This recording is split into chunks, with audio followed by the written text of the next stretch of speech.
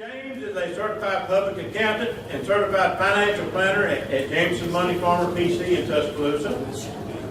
He provides tax, accounting, business consulting, and wealth management services to individuals and businesses. He is an experienced timber practice group. He is a part of the experienced timber practice group that works with timber mills, timber managers, timber farmers, and clients that hold timber for investment to make sure they're maximizing their deductions and classifying their income, timber income correctly. And Jamison Money Farmer has been there about 90 years, so they're sort of getting an idea of what's going on. His wife, Missy, I think is out there. But we're glad to have her with us. but James is going to talk about the basic information for forest owners on the federal income tax. So James, thank you so much for coming. Thank you. I think it is working. Can you hear me? Everybody hear me? Good. All right, we're going to get started here. I'm under strict orders to end at my allotted time. From my wife, who's out there, because of my son, who's 15, he's got one of these spring dances that he's going to. So we're going to try to get back to Tuscaloosa. It's going to be close. I don't know if we're really going to make it, but we're going to try. So we're going to finish on time. The next one starts here at 3:10, and we're going to run up to that. And so we're going to get started. As y'all may know, we have a new Tax Cut and Job Act that the Congress and Trump signed on December the 22nd.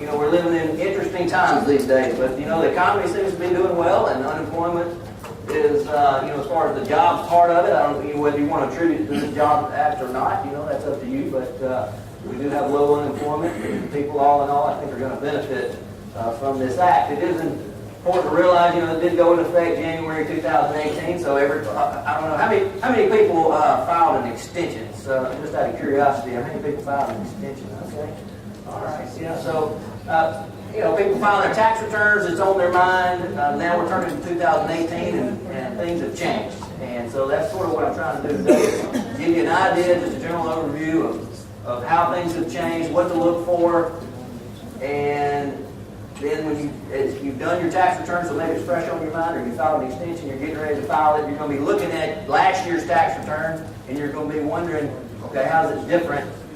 What's going to be different in 2018? So I'm going to try to pique your interest, maybe point out some things that you need to look for.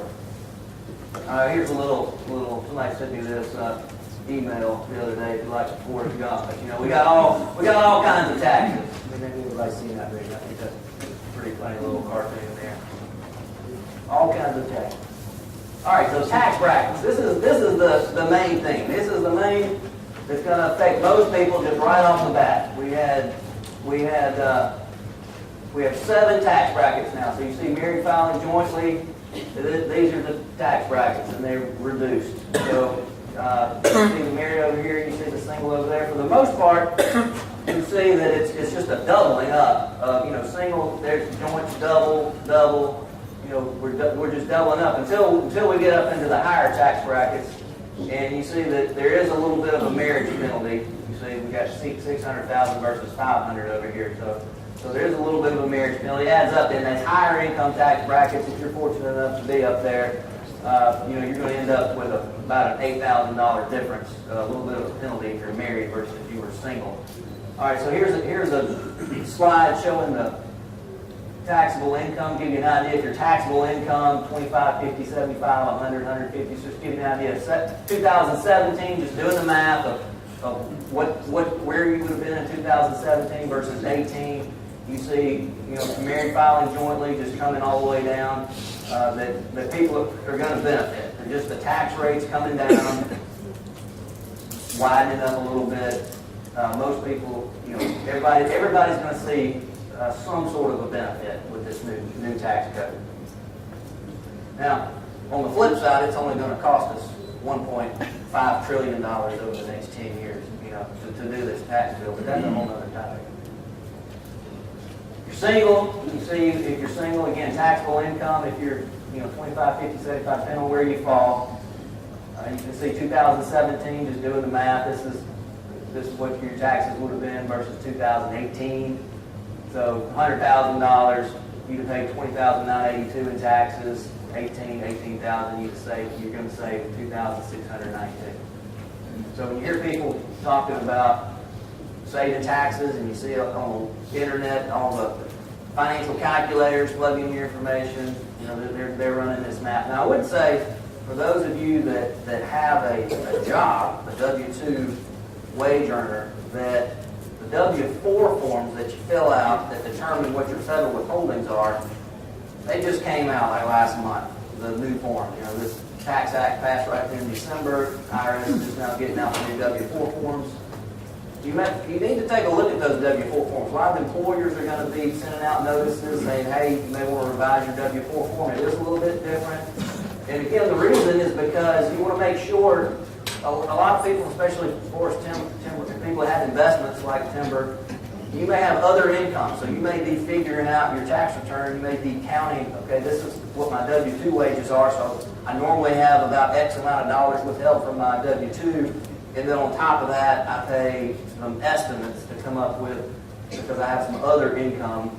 Well, if your W-4 changes, and let's say, you know, you just go and rock, you're making $100,000, and your W-4, you know, the way they're calculating it, and it takes it's $2,682 less, 92, and you didn't figure that out, then you may end up owing taxes because you had this other income and you figured your estimates that way. So it is a little bit more complicated. There's been some talk about like American Institute of CPAs. We've been talking to the Internal Revenue Service about, you know, hey, maybe we need to waive some penalties here, because some people may get caught with, you know, the idea again that you have a normal withholdings, and it may be less, but you may have some other income, and therefore you're short. Something to think about, those of you who pay estimates. Tax brackets for trusts and estates. They, 2017, these were the rates, 15. The rates changed. There are fewer rates. They're low. The top rate's lower, 39.6, 37.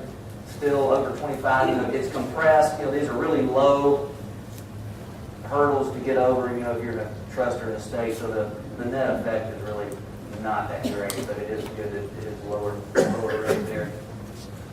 Kitty tax, I'm not sure that this applies to a lot of people here, but just so you know, if you are filing, if you kitty tax is part of your tax return, you're filing that 2017 return, and you've got kitty tax on there that you're having to take care of.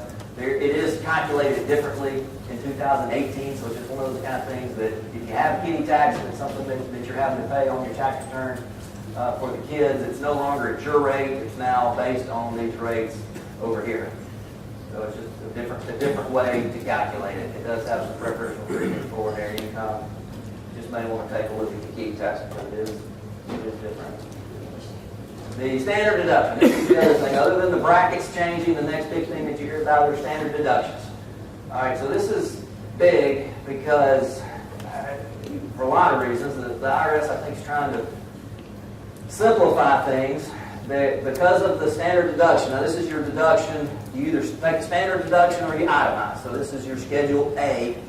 For those familiar with the tax return, Schedule A is what we're talking about. So on Schedule A are usually your medical, the big items, your medical deductions, which are limited at 7.5%. That's going to go up to 10% in a couple of years. Your local taxes are on your itemized deductions. Your real estate taxes, your mortgage interest, your charity, and then your miscellaneous itemized deductions. So those are the big things that are on your itemized deductions. Well, a lot of people, for federal purposes, are no longer going to need to itemize because the standard deduction is going up to $12,000 for single and $24,000 for married, filing, joint. So if you don't have enough itemized deductions to get up to that number, then you're going to be taking the standard deduction. So that's going to simplify things. A lot of people on the federal. Now, for state purposes, a lot of people are still going to need to jump through those hurdles of charity, keep track of the charitable receipts and medical, because Alabama has to change their tax law. And most people are itemizing on Alabama, so you're not completely, part of the record keeping. What are your big abbreviations? MFS at QW? No, that's married, filing, joint, and that's head of household. Yeah, okay. MFS. Married, filing, single. Okay, separate. Yeah. Separate, I'm sorry. Married, filing separately. QW? I don't even know what QW stands for. Qualified widow or widow. Qualified widow, thank you. Thank you, qualified widow. Qualified widow, thank you. Let somebody else with these slides. Okay, so.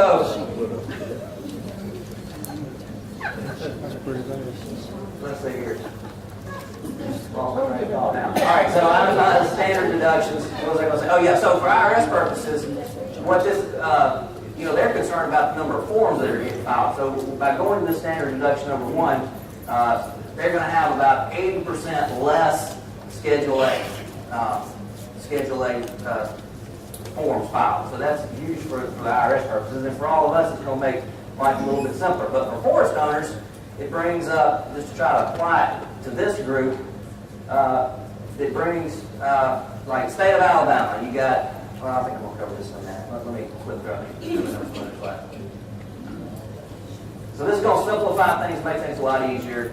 A lot of people don't even have $24,000 worth of standard deductions.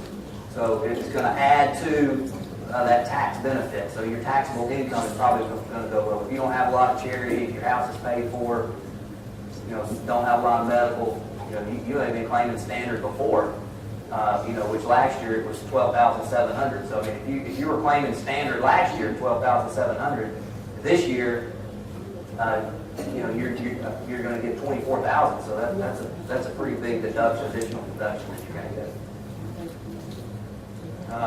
You still can add the standard deduction if you're elderly, over 65, or blind. That still is added to the standard deduction. Personal exemptions. So personal exemptions have been eliminated. So you no longer, everybody used to get the $4,050 personal exemption. No, that's been eliminated in 2017 forward. The capital gains, this stayed the same. It remains 0%, 15%, 20%. So you have no issues there. Just know the break-even points for the 0, 15, and 20 is at 38,600 for single. So as long as if you're under 38,600, then you're at the 0%. If you're less than 77,200 married filing joint, then you're at 0%.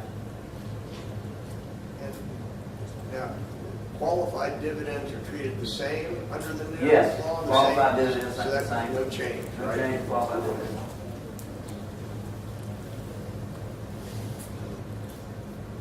Due diligence requirements. I had somebody asking about this earlier, just maybe that their accountant was too conservative and they were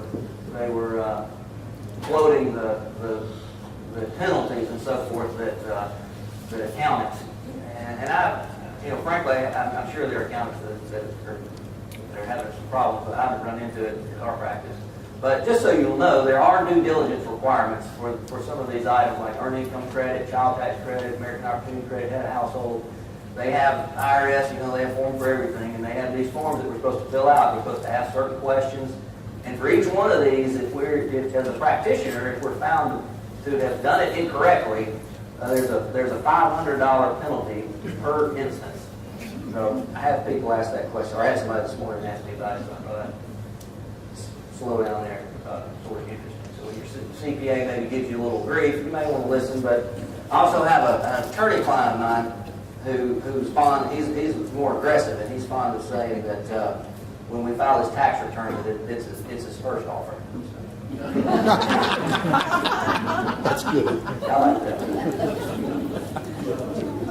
Child tax credit, that's a credit now. So this is a credit against tax. That's increased to $2,000 per qualifying child, and it phases out like a lot of things do. It phases out starting at $400,000 for married filing joint. So you have a credit for child, and for dependents, it's not on this slide, but for qualifying dependents, it's $500.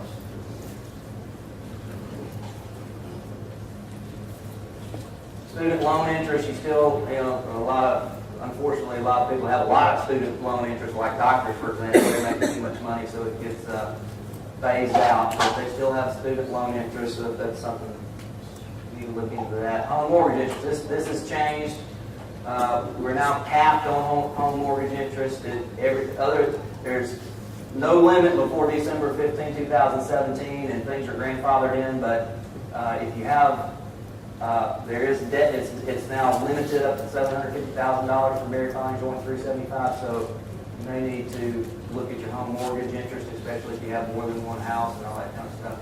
The HELOC interest is suspended in most cases, and they're being more particular about that if you have a home equity line of credit, that it is for new construction or substantial improvement to a house. I don't know how they're going to, the IRS is going to check on that, but just realize that it's out there. A lot of people have home equity lines of credit. They don't use it for anything related to their house. Starting this year, that's no longer deductible if you're doing it right. What is AGLSC? That's a home equity line of credit. Oh, You think that is gone in 2018? In most cases, it's gone in 2018. Unless it's used for specifically for your house. But a lot of people don't do it. All right, the state and local income taxes. All right, I was talking about itemized deductions earlier on Schedule A. We're lucky in the state of Alabama. Our state income taxes are low relative to other states. Our real estate taxes are low relative to other states. And so for a lot of people, this is not a problem, but being forestry owners, you may have large real estate taxes that maybe you're taking on Schedule A. You may want to take a look at that, but there is a limit. So that's when you hear about people in California and New York, and you read about people moving because of it, and they're all up in arms about it. This is what they're talking about, because obviously this is a huge benefit for people that live in those states, because they were able to take a deduction on their federal tax return for their state income taxes and local taxes. Again, you can do the math, but look at your return. If you're itemizing, see if you're over the $10,000 limit. It may be something you need to look at. You may need, if you for some reason are taking a lot of your taxes for timber, real estate taxes, if those are going on Schedule A and you're over that, then maybe you need to talk to your county and find out if there's another way to get those deductions.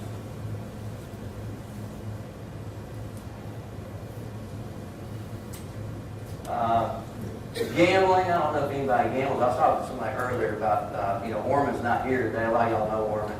And I probably wish he was here right now. But, in any event, he'll probably be back next year. I hear it's somewhere there's a casino. So He might be down for next year. So in this, this talk about wager, it's, you have to have winnings against losses, but it's not just the losses, it's all deductions. So I don't have a lot of people in my practice that I deal with that gamble, but what they're talking about is you can deduct like travel expenses if you're doing a lot of gambling. You deduct those travel, but now it's only against winning. So it's net now. That's what that's talking about. So maybe next year we'll spend some more time on this slide. I'll make sure Orman goes in depth on that one. Charitable contributions limited to 60% of that's adjusted gross income.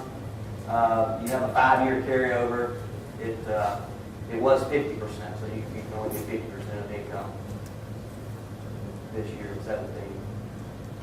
This says Tide Pride, but it goes for any, no matter what your affiliation is. In Tuscaloosa, we mostly get questions about Tide Pride, but they did change the law about that, and they really were focusing on these educational institutions, and they're not allowing this deduction when for purchasing the right, for seats and skyboxes and all this kind of stuff. So it's a big deal. I haven't heard what the universities are going to do about it. It's probably not a problem right now with the University of Alabama doing as well as they're doing, but maybe a problem one day.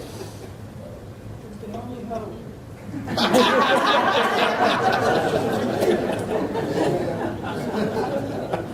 I just want to make a comment. I'll lose it. You still need receipts. I had somebody at a church, at one of my clients that works at a church, and she was like, all my parishioners, they all take the standard deduction, so I don't need to send them a receipt anymore. And I'm like, no, you still need to send them a receipt. It's still a receipt. So if if you're giving away donations and they're over $250, then you need to be getting a receipt. I've seen that. It's real easy for the IRS to send, especially with large charitable donations. It's very easy for the IRS to send a letter which is what they do these audits these days. They just send a letter and they say, prove to us that you had charitable contributions of $50,000 last year, and they're looking for these receipts. So I'm real particular about that. If you got a large donation, you better have a receipt for it, because and a lot of times, when you get audited, it's going to be 2 or 3 years from now, and trying to find a receipt. It's supposed to be, a contemporaneous, with receipt. You're supposed to have a receipt in hand before you file your tax return. So they can get pretty particular about these things when they want to. Get that other stuff there. All right, so miscellaneous itemized deductions. This is big, especially for forest owners, because if you, let's say your reforestation, usually you're taking that on the front on the 1040 on the front, the reforestation. But then if you have over and above, if you're amortizing reforestation expenses, for example, that are over and above what you can take, the $10,000 per identifiable property, you're no longer going to be able to do that, because they've done away with the miscellaneous itemized deductions. So you may also have investment fees, like with advisors or trustee fees, tax preparation fees. So take a look at your tax return again, because you may have, a lot of them get phased out. Higher income, they get phased out. But if those are benefiting you in 2017, if you have miscellaneous itemized deduction from things that you're doing, you need to take a look at it and find out, talk to your accountant and find out, hey, is there another way we can do this? Can we maybe structure this a little bit differently so I can get this deduction? Because getting it this way is not going to work anymore.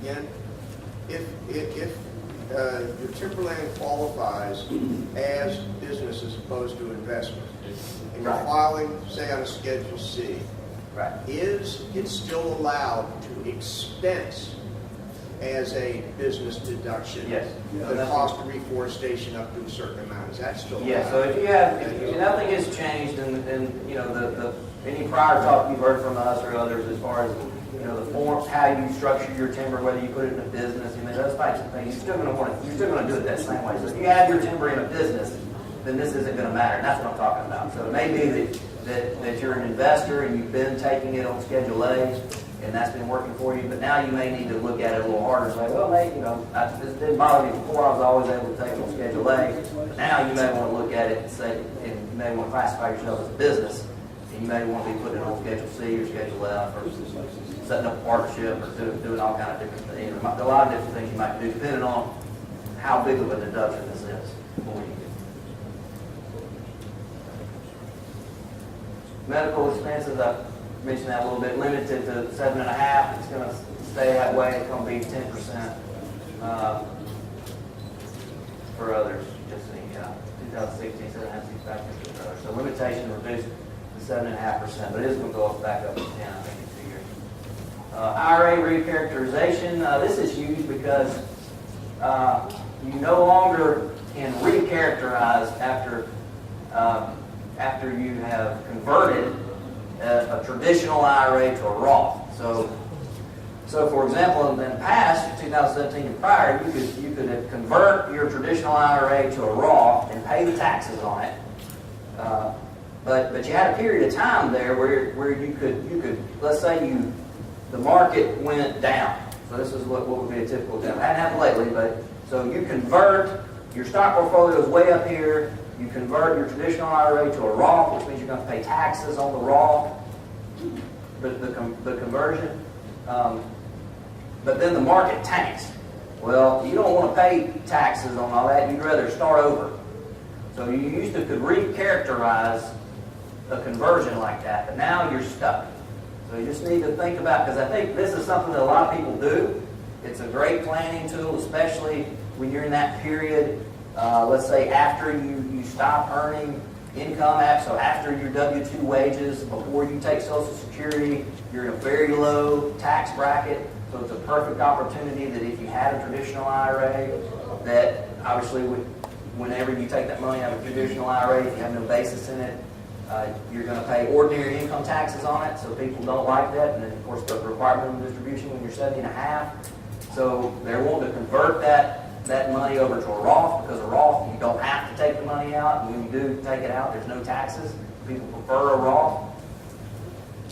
So something to think about, that you're in that period of time when you have no income. That's a good planning opportunity.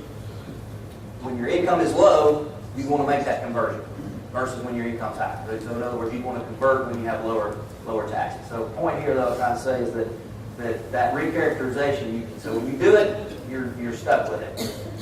Now, there's a little backdoor Roth, still okay. I don't know if you're familiar with the backdoor Roth, but that's something that Congress has been talking about closing, but assuming that you make too much money because you're limited on on a Roth IRA, you're limited if you have no other IRA, for example. It's complicated, but let's say you don't have any other traditional IRAs. You could make a traditional IRA, it would be non-deductible, and then you can convert it into a Roth. And there wouldn't be any gain there hardly, because you basically would do it a couple days after. That's what they call the backdoor Roth. Those are still okay. A lot of people ask about that. You still can do backdoor Roth IRAs. You have to have income, earned income for Roth IRAs. Does that have anything to do with you having to hold it 5 years before you can take distributions on the interest? That's right. Roth IRA, you need to hold them 5 years. Yeah. That hasn't changed. That hasn't changed. That hasn't changed. But you could take the original principal out to zero. That's right. The very next day. Yes, you can. Okay. Yeah. So would that be a good investment tool outside of 401k? You've converted to an IRA, open an IRA Roth, and given the current market, because there's still some good buys out there. And that way, if you needed the money, you could take it out, but the interest would accrue on what's left in there. Yeah, that's a specific question. I mean, obviously for reasons, Roth IRAs are a good place to have your money, because you're not required to take the money out, and you grow tax-free, and there's no requirement of distribution. So you've already paid the taxes on it. It's an after-tax investment. So there are lots of reasons why you want to have a Roth IRA. But regardless of what you do, the 5-year rule applies. Yes, there's still a 5-year rule. They're still there. Alimony, they're changing alimony effect after 2000. So alimony payments and receipts no longer reportable at all on the tax return. May change the way people think of, if you get the tax deduction, may change the way people think about alimony. Say that again. It means after. Yeah, so it's any agreement after December 30th. They're giving you a whole year. So after December 31st, 2018, there's no deduction, no income. Right. For agreements. That's for agreements entered in after that time. Okay, so if it's grandfathered in. So if you get divorced after 2018, then you can't take that. That's what I'm saying. Yeah. I gotta hurry up here. Let's see. Like county changes limited to real estate transactions. The like county exchanges limited to real estate transactions. So no longer tangible personal property. Is it still 45 days and 180 days? Those have not changed. Nothing's changed other than the type of transaction, but that has not changed. Let me try to think if there's anything else, just because I need to be wrapping up. I think I hit on, I think you need to look at your reforestation. If you're taking that on page 1, you're good. If you're taking any expenses on Schedule A, you need to be looking at that. Capital gain rates hadn't changed. You need to be looking at your brackets. You need to be looking where I am and see where you fit. Because I think what people are going to be doing are taking, you're going to want to be taking income when you're in those lower brackets. And so you need to be thinking about not just this year, but thinking 5 years. What's happening over the next 5 years? Are there going to be years when I'm going to have low income? So maybe I have capital. A lot of the market's been going up.